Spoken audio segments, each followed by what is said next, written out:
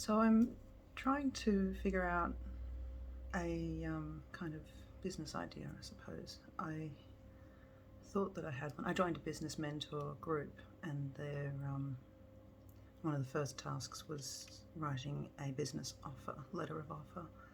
I think their model of their curriculum presupposes that we have a business already. To an extent, I do, but it has been extremely scattered. It's been somewhere in between renovation and house flipping and property investing, and more recently, I've done an entire overhaul for someone who was needing someone to not only pack and sort and declutter their house but get it ready for sale. So, patch, repair, all the rest, and then partway through ended up becoming an entire repaint, as well as manage the outside, the garden and so forth, which was what I first wrote the offer based around, thinking, well, that was fun, and could help people, because I know nobody enjoys moving house. Maybe me, but I'd be the only one. But after I wrote it, and it just felt wrong. I think because I'm not a hugely strong person and there's only one of me, it seems impossible to actually offer that as a business service. I feel like I could ideally take one client every 6 months. It doesn't, it's not really a business at that point. So yeah, and then because I have ADHD, I'm then, well, I guess I'll look at businesses for sale. No, I guess I'll do renovation consulting. I think what I need to do is learn everything else. Why don't I just go and get a degree in some entirely new thing? And that is honestly how I have handled most things up to this point. I'm not enjoying my job, or I'm not good at it, or the contract ended, or I just got straight up fired or something. I would just be like, oh, let's go and take another university class. I guess I'll get a law degree. I guess I'll finish that bachelor degree I was doing. I guess I'll finish or enroll in, gardening or something. These are all true stories. I have done every single one of those and so many more. So yeah, I've slowly learnt the value of focus. I have not learnt the skill of focus. I've just learnt that the value of focus would have helped me a lot in the years leading up till now. I'm working on it. I'm learning to hack the ADHD a little bit. People have said over the years, there's always those get up early and start your day before everybody else does. Not hugely easy for me. I tend to get more work done at night because I'm not being asked to do other stuff. I'm not a great thinker first thing in the morning. I tend to think in terms of what housework needs to be done, school lunches, kids getting driven places, laundry, the stuff like that. I need to have all of that out of the way, and then I can sit down and think about things that come next, because the other stuff is not really currently negotiable. You can't just not feed the children.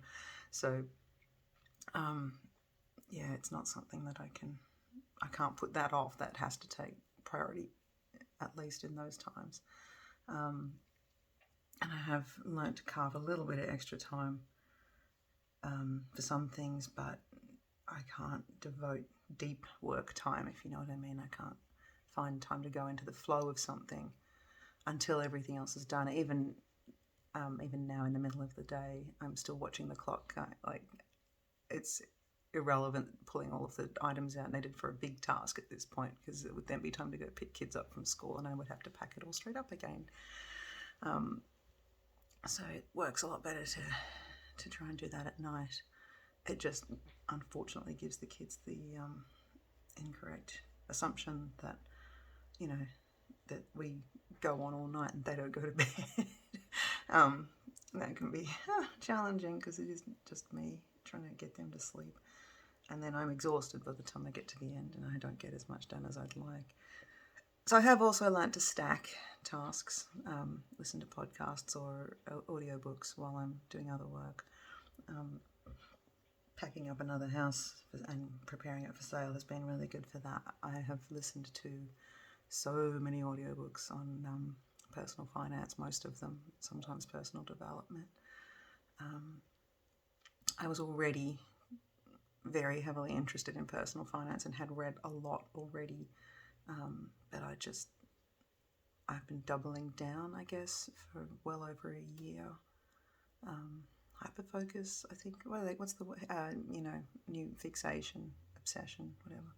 Obsession's a bit intense. I wouldn't call it an obsession. I do other things as well, but that's what I'm listening to whenever I have time for headphones. I put those on and do that.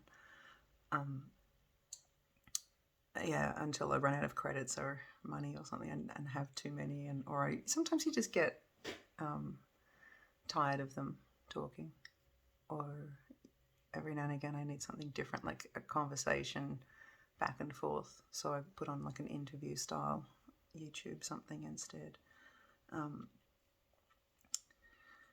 And that does help, but it often raises further questions, which is what I think has led me to where I'm thinking I need to start a business properly, actually, take it seriously.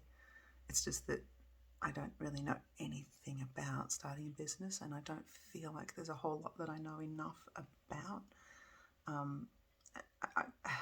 And then you do that thing, you write lists of all the things you have been obsessed with or deep dived into, and there's lots. I just don't know how many of them would be useful to another person. And I also struggle with the idea that because I learned to do it, surely someone else could just learn from the same way I did. What's the point in getting involved? There's already enough out there. They don't need one more. So, yeah, I tend to... and I doubt that. I kind of think, why would anyone pay for this service? It's so easy. And when I say that to people, they're staring at me like, nobody wants to do that. If you want to do that, you should do that because people would pay you. And but like, then I'm thinking, but you wouldn't. So how? What, like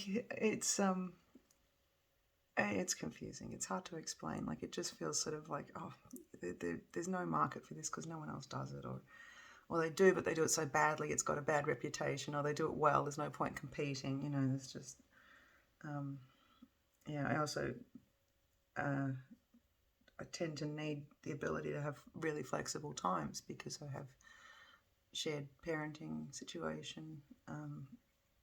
All kinds of things can come up that I don't have a lot of control over.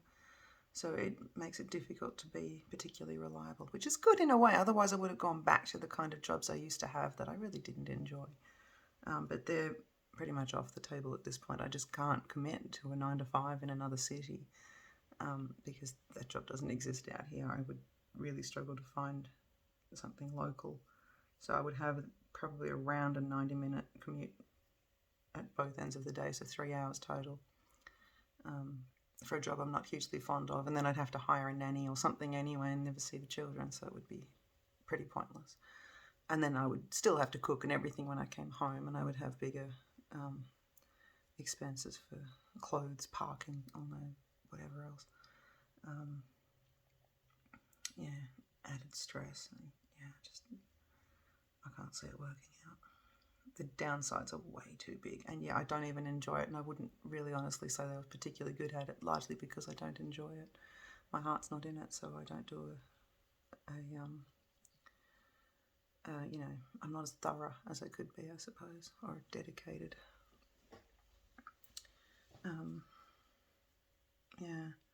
But finding an appropriate type of industry and role out here is impossible. Creating one is like the only option, but without focus that gets to be incredibly difficult. So that's where I am in this moment in the grand scheme of things, trying to figure out what it is that I should be doing, which is hard.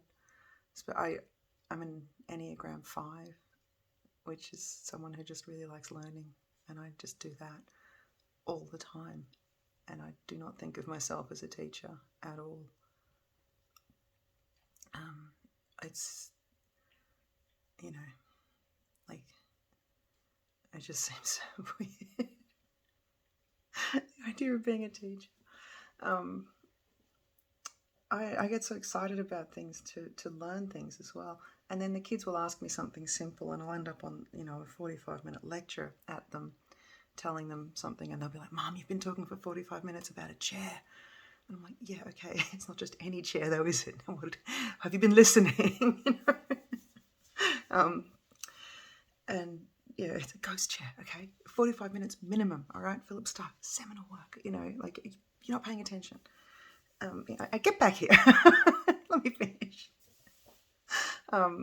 So yeah, they would argue that I was a teacher. I don't think I am.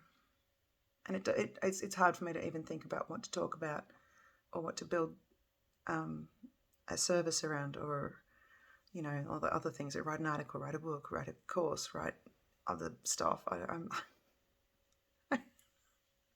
don't know. I need one of them to come in and ask me a question, but then I don't have enough focus on that point either. I tend to wander around. They might ask me, why. They asked me once why the house we were staying at had legs. It was partially, on stilts at one end of the house. And so I got very excited, got a piece of paper and a pencil, started drawing. Showing them what would happen this way, what would happen that, and digging into the hill and the air currents and all the other things that went around it. And but then it became this whole other talk about bushfires, and then became something else about native title. And the status of national parks and so forth, because it was right on the edge of one. So it didn't. Had it been a requirement in, say, an architecture course, it would have not addressed the topic thoroughly because it wandered on so many directions. But that is a problem I have, yeah. And then the only advice is always like, take up meditation. Meditation is really hard for someone with ADHD. What I've found the closest, I think, to where I can just tune out and let my brain let go for a bit is drumming, just finding a very steady, repetitive, boring beat, not changing it, not doing much at all, and just sitting with it for an extended period of time.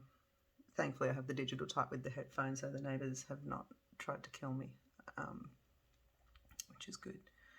And that is close, I think, to what meditation would be were I able to really actually do it. Or the alternative is the hypnosis sort of meditation types where someone talks you through calming down, breathing, all that sort of thing. Those are helpful as well, but tend to put me to sleep, whereas drumming does not.